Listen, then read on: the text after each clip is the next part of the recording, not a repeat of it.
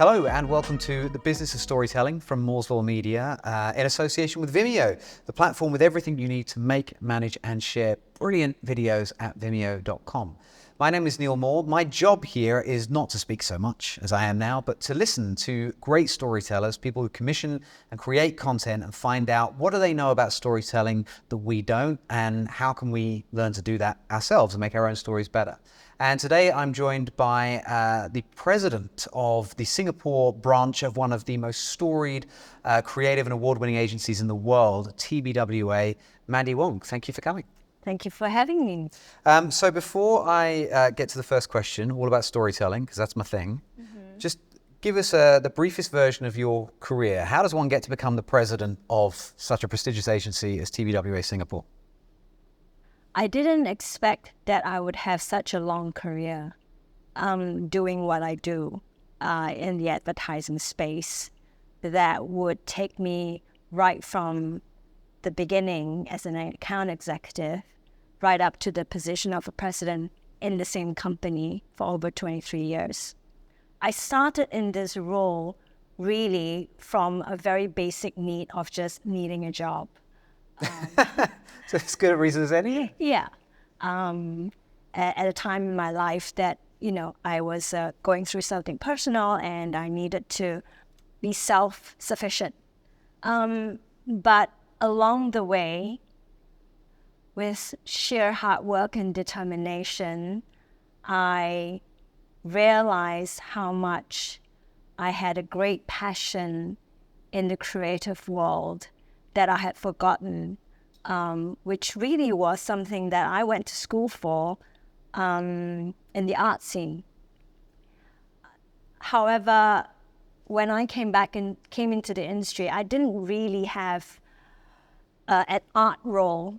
My role was very much in the account management side of the business. You were a suit. I became a suit. It was the available job at that time when I joined the agency, and I kind of just grew from there. And I think being naturally an artist as my background made it a lot more fulfilling, I guess, in the creative industry. And I just kind of worked my way up from there. And I think one of the reasons why I stayed in the same company as well is because TBWA has been really good to me in terms of the people that have mentored me over the years. And that's kind of how I just grew in the last 20 odd years. So TBWA, as I said at the beginning, is a hugely, it's a brand name of its own. People know it. It's hugely prestigious. It's very, very creative.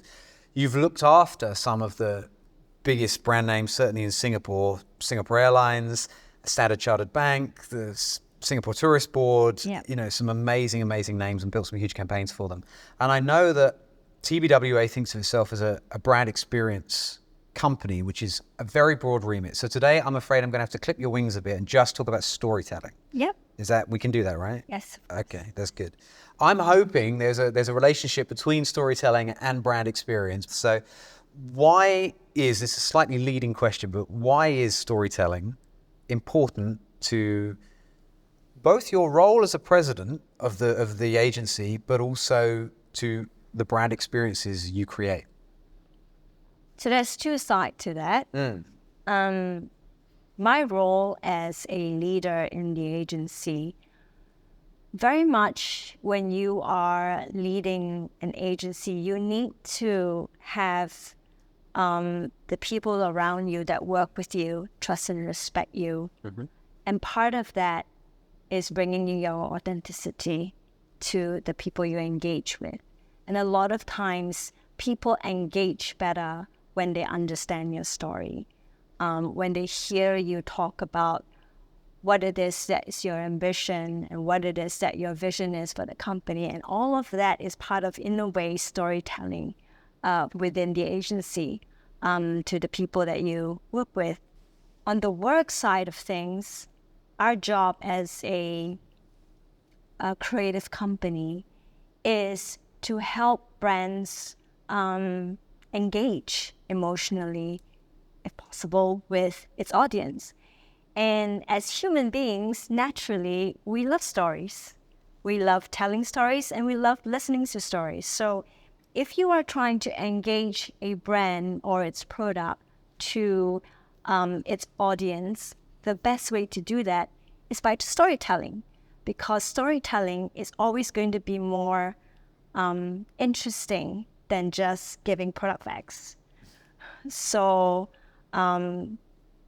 for us at the agency, when we say we're a brand experience agency, is because we feel very strongly about how every story has a different way to show up and how it engages with its audience.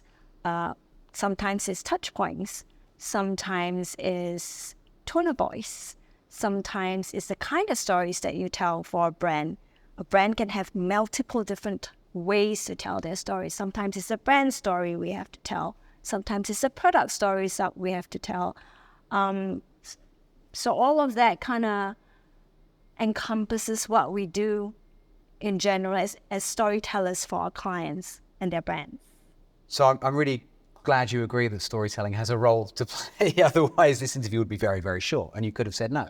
So give me an example of the kinds of storytelling your organization does for its clients.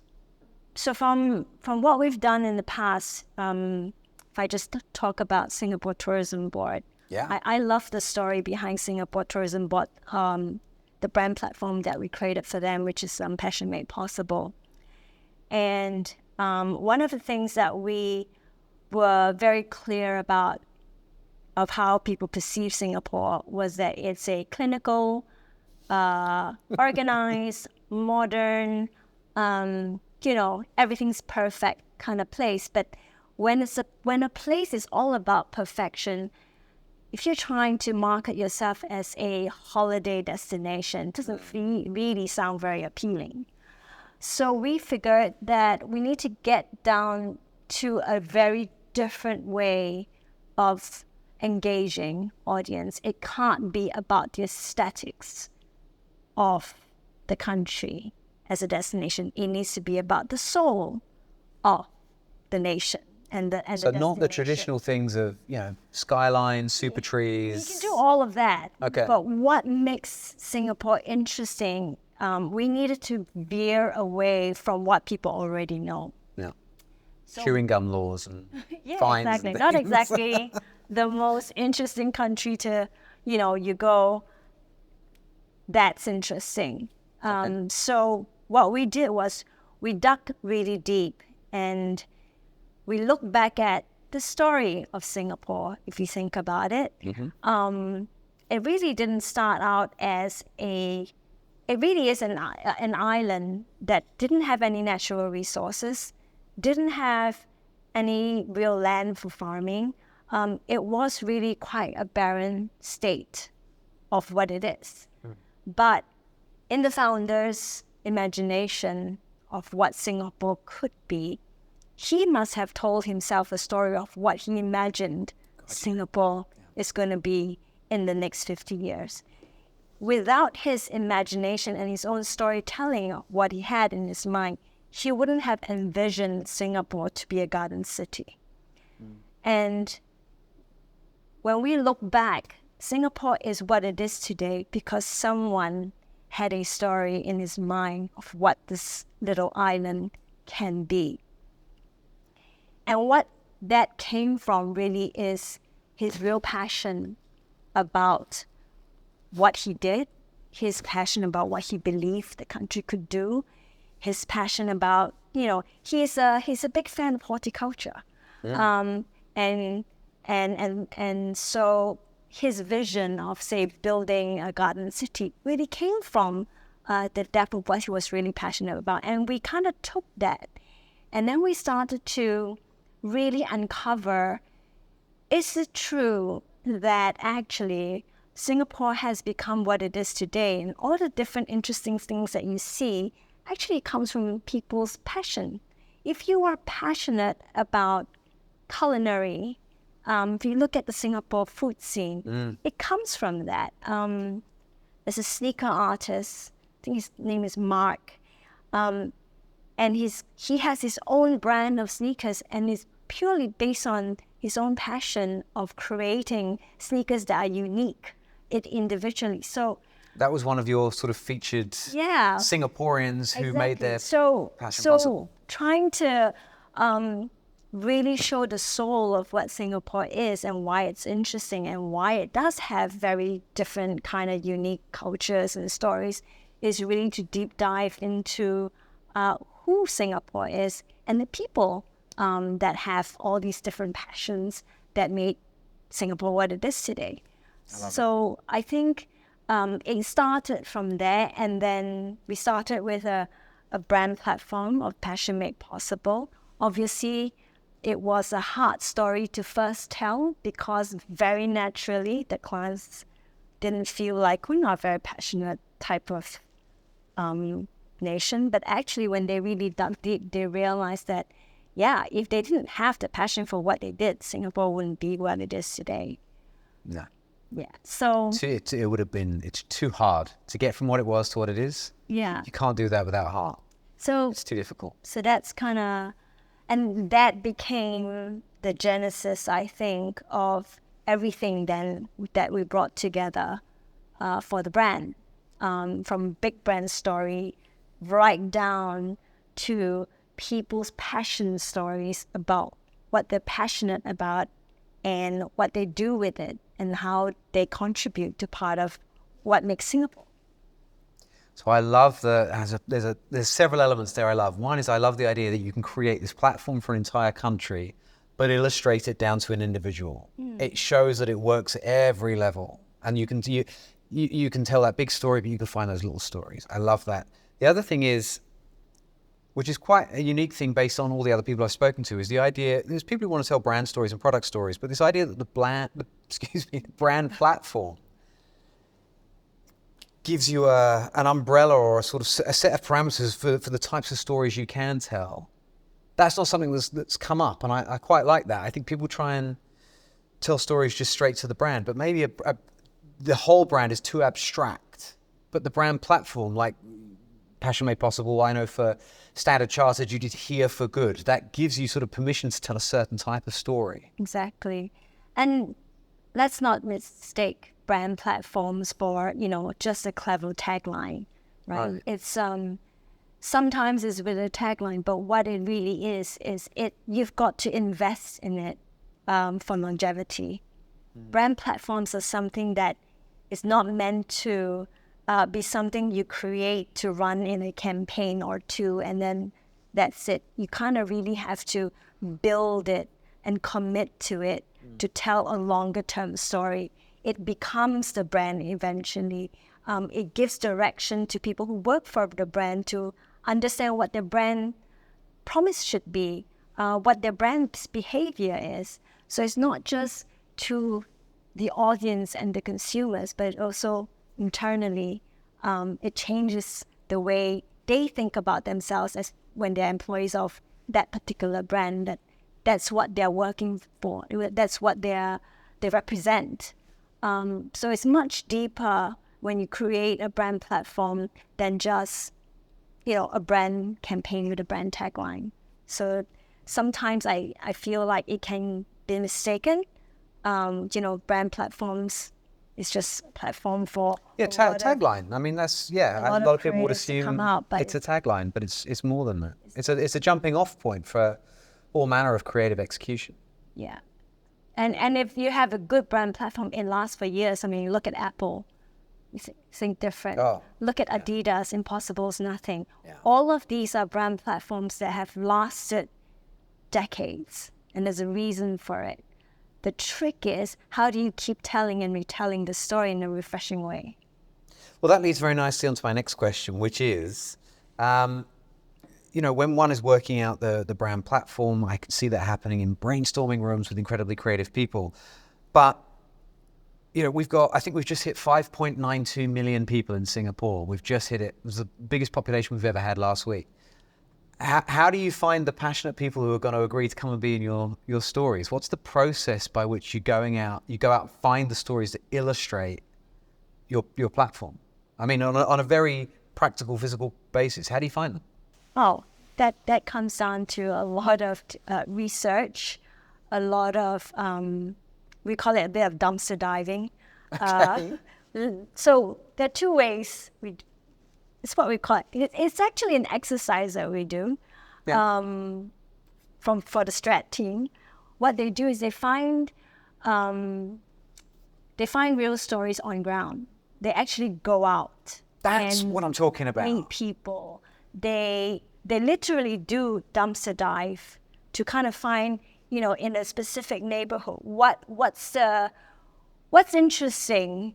Pretty massive. And we actually had a little strategist walking tour, going dumpster diving just to see what different people's habit of consumption is, for example.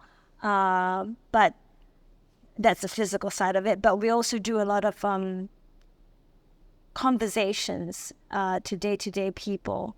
And that's not just with the audience. We do a lot of,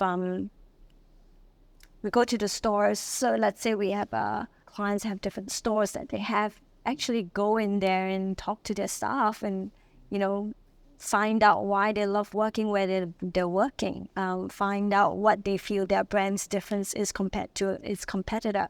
Sometimes you'll be surprised how much they're willing to share from your own experience, and that's the nice bit, because the more it's coming originally from people, the more authentic it is, and the more authentic it is, the better story it becomes. It's just feels richer that way. But this pleases me no end, because unfortunately I think, and everyone's experienced this, and maybe it's a function of a lack of time. I often say that time is the enemy, not money. They look for an idea, the first thing they do is go to Google. It's all desktop research. For a lot of people that I work with, for a lot of people looking for stories, it's all desktop research. And I learned when I was training as a journalist, which is stories are everywhere, but you got to go out and get them. They're not going to come to you. You got to go out and find them. If it's on Google, it's because somebody's already found that story and told it.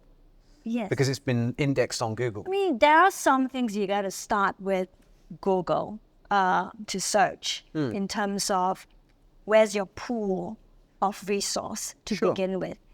But the trick is that you actually have to engage with these resources directly. Yes. To really get something that's different from them, because what they might have talked about 5 years ago may not be relevant to where they are today.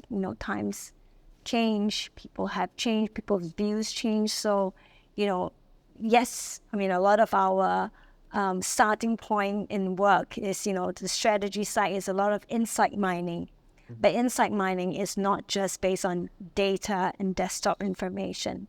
It's based on actual conversations, actual interviews, and going out there and sourcing for the most interesting stories that we can bring back to tell. And that's part of the fun of the job. I think, when I was in less digitally enabled times and I was a sales guy, my boss never wanted to see me in the office. He said, I want you out there talking to people. That's the job. As a leader of your organization, you're responsible for your people, what they do. How do you feel as a leader when desks are empty? Are you happy because your guys are out and about investigating, or are you kind of, where are they? What are they up to? How do you manage that? Specifically for creatives and strategists, it's good that they're not at their desk. I feel like then they're out there engaging with something, experiencing something. Because I always feel that creative thinking is best inspired when you're not sitting at your desk. When you're out and about, and you're walking around. I think if my creatives hear this, they'll be like, all right, great, Mandy. Let's go. But no, I think when you either turn to Google or you turn to PowerPoint, seems to have become the communications medium for our entire generation or industry or whatever. But the problem is that confines your thinking. It makes you think in terms of slides, and I'm not sure that's the healthiest way to go about, generating ideas or getting things down. But I find that when you're using the tools that Bill Gates gives you, it confines your thinking to that window, that box, that functionality, Whereas when you're out and about, you're a little freer. I think it's more fluid. I think it's a multi-sensual experience. It's not purely visual and I mean, it depends where in the process you are, right? If you are in the start of the process, when you are either insight mining and you're going out there to have conversations and find out more about consumer behavior and insights, or when you are trying to brainstorm and come up with ideas, all of that shouldn't be done at a desk. I think we look at, not me specifically, because I use PowerPoint for different reasons, but for creators, I think using PowerPoint is just a tool to deliver what they have come up with. I think a lot of the thinking and the brainstorm tends to be very much offline. I see that, I see them out. I see them scribbling. I see them working on whiteboards. I see them, having a coffee outside and just chatting with scrap paper, Post-it notes. Like, that's the kind of, I think that's how they best come up with ideas. The screen ultimately is just a channel for them to deliver what their ideas are. So unless you're a designer, then that's quite different. If you are designing, then yes, you have to be in front of the screen, because that's how you put things But together. even for inspiration, I think, it's good. Designers should be out and about and looking at the world and looking at architecture and art and outdoor advertising and things like that, and come back. But we're going to get back to storytelling, not advertising. So let's say you've come up with your brand platform, Passion Made Possible. I'm one of your creatives, and I want to come and pitch you a story that I want to make for that brand platform. How do you know it's a good story? What are you looking for that will make it a good story? The truth in it. The truth? Yes. Like, What if it's a fictional story? Then am I staying true to the brand? Okay. Because if I'm for this particular brand, if I am trying to talk about the true soul of what Singapore is, it should be real. It's not. Don't stage it. Yeah. It can't be made up. I can't use stock footage. No. Good. I'm fine with it. But yeah, I mean, it comes down to asking the right questions. Where's the inspiration coming from? What is it based on? Is it purely fictional? Something needs to be a basis of that, because at the end of the day, when you launch something, you're accountable for what you're saying. You want to make sure that you can back it up with truth. And so, people resonate with brands with authenticity, right? So, and that comes with the truth of behind what stories that you tell.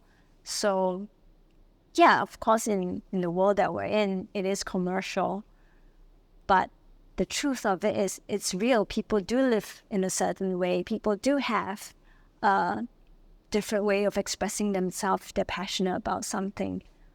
So it needs to come from somewhere. And I think there may be cynics amongst us that are saying the advertising industry is not about truth. It's never been about truth. If the advertising industry was in the truth business, every woman on the street would be a 6-foot leggy blonde, because that's what they've been putting in adverts for years. So where do you think that intersection happens? Do you not think that's changing?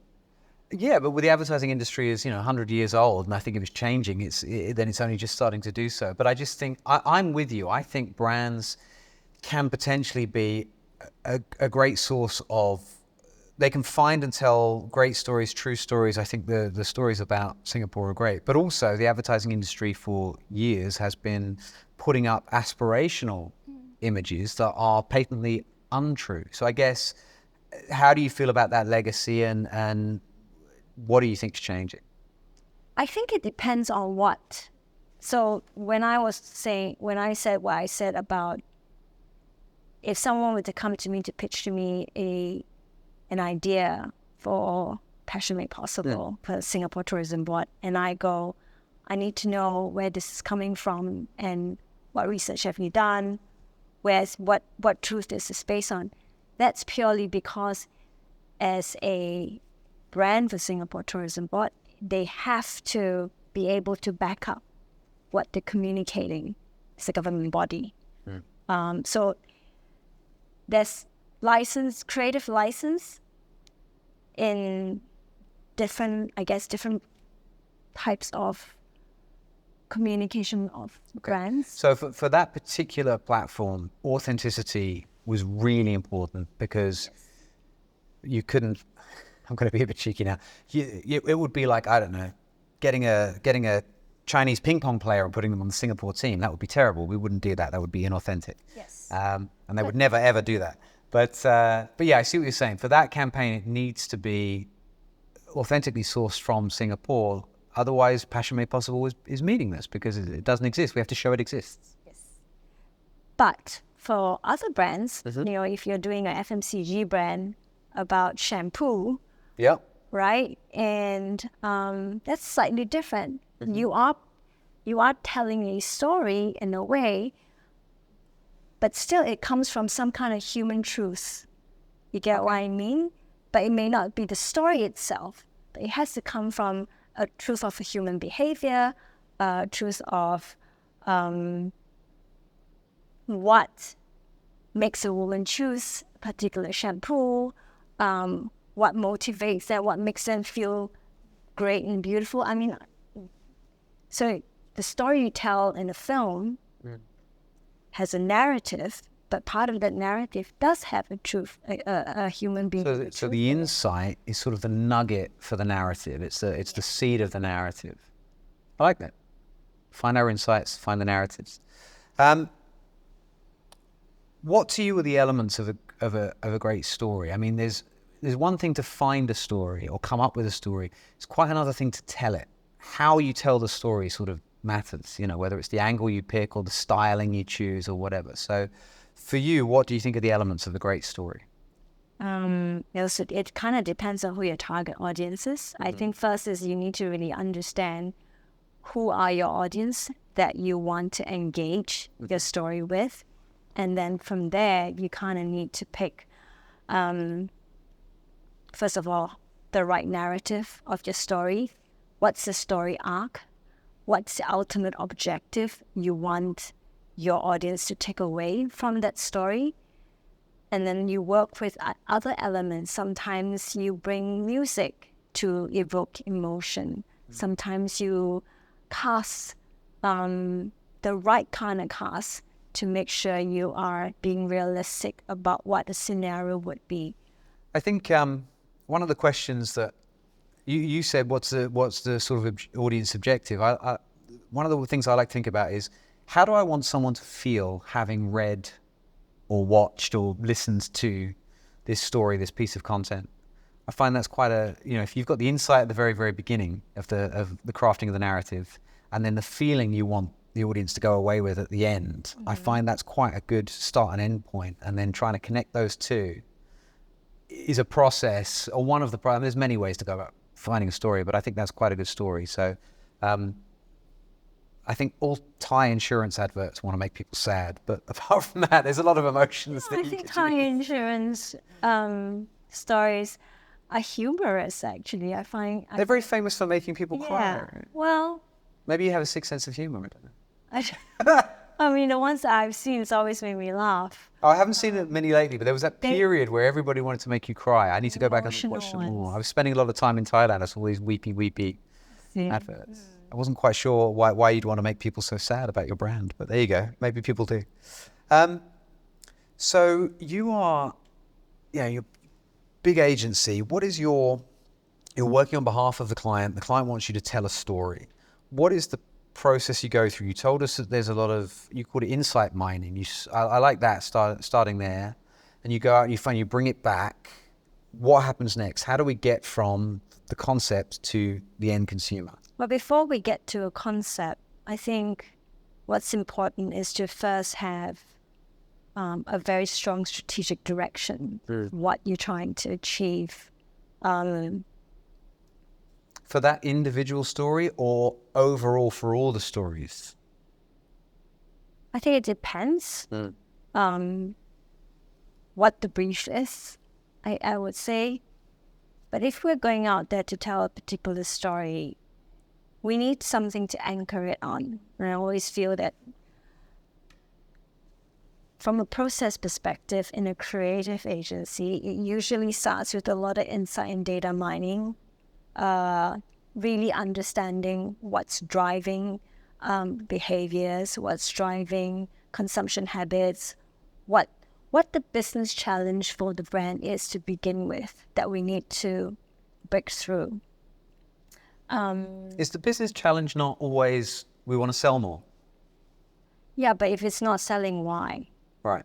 I think that's our job to kind of... There could be any number of reasons for that. Yeah, to figure out, like, why are people, if the product is great, but people are not engaging with it, why is that the case? Are we not portraying the brand in the right way? Are we not portraying the brand in the right places? Are we not having people understand what it stands for? So it kind of comes from the insights, and then we usually would land with a very clear strategic proposition of what we want to tell. And the creative concepting then comes from there, comes from the strat perspective. And from there, once they have an idea, that's when the crafting of stories come along. Whether it's one big brand manifesto story, or whether it's multiple little, modular stories that kind of culminate together at the end of the day to tell one nice, huge story arc. It depends on which is where brand experience come from. Like what channels are we using? What kind of touch points are we looking at? Where are our audience going to be? Do they need to experience the brand physically? Like, do they need to see it? Right, yeah, it doesn't always need to be, I think I'm defaulting a bit to film and video because that's kind of my background, but you're right, it's more than that. But it's more than that, right? So everything kind of comes in multiple pieces, and then our job is to bring it all together so that clients can see that the story we tell is not just a film. It's across different things that they do. Sometimes we use it for them to even help get internal employees excited about a campaign and bring them into the storytelling. It's like what we did for Singapore Airlines. Welcome to World Class is a beautiful brand story, right? About the evolution of the Singapore airline girl, not just being a cabin crew, but over the years, you only see her within the airline cabin. But in this year's new campaign for Welcome to Work, we brought her in to show her virtues and her values beyond just the cabin crew in places wherever Singapore Airlines takes you to. But one of the ways we try to bring it back to not just a consumer-facing communication and story is to also give a role to the crew members, the air stewardess or the air stewards, stories of their own. So we created what we call the cabin crew stories. I don't know if you've seen that. Yeah. Where they choose a destination that they would go for holidays, and they tell their story of what they do when they go to Seoul or Vietnam or Hanoi. You know what I mean? So it's interesting how you can also engage people who work in the brand to be part of the story. Yeah, and it feels very authentic and sort of unforced, and it's not, sometimes when we hire a celebrity face for something, it's pretty clear they're just paid to be there, Yeah. And then you get those awful scenarios where someone's paid to advertise like a Samsung phone and then they're caught out with an iPhone and stuff like that. I think coming from the inside out is a nice technique. And I think often people don't invest in or take the time to sort of find the characters within their organizations. I know certainly on more on the B2B side, they tend to roll out people by job title, or you want to hear from the CEO or you want to hear from this person. Often that's not necessarily the most interesting person, depending on the story you want to tell. That's right. And there's all sorts of characters in your organization. I work with some companies that employ 500,000 people worldwide. You're telling me there's no interesting characters in there with something to tell us about your brand that we didn't know? I mean, you got to go find it. You got to go hunting. Like you said, you got to walk the corridors. You got to walk the offices. You got to walk the factories. And who's there? Who are people referring to? Very cool. How do you, and I don't know to what extent you're involved in this, but how do you measure the success of the stories that you tell on behalf of your brands, or does that become their job, or is it a collaboration? If it's a piece of work that we're doing, that storytelling is a big part of it. For me, the greatest measurement of it is what emotions has it evoked that has become a talkability about the story, and what actions has it impacted post that. Measurements from stories are obviously something you can get from, media always have like very clear KPIs behind it. But when we're talking about story, for me, is how viral has it gone in terms of people talking about it. That's when it gets interesting. Very nice, very nice, very cool. So my final question I ask everybody is, you've obviously in your career had the chance to tell lots of very cool and interesting stories. What's the one story you've not yet had a chance to tell? And that could be a personal or a professional. I would say looking for an opportunity to tell, but when the opportunity arises, I would tell it, because I feel that it inspires, I think,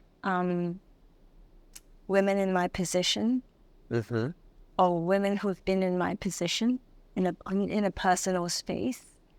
So, like I said in the beginning of the interview, I didn't come into the corporate world with a huge ambition going, one day I'm going to be the president of a company.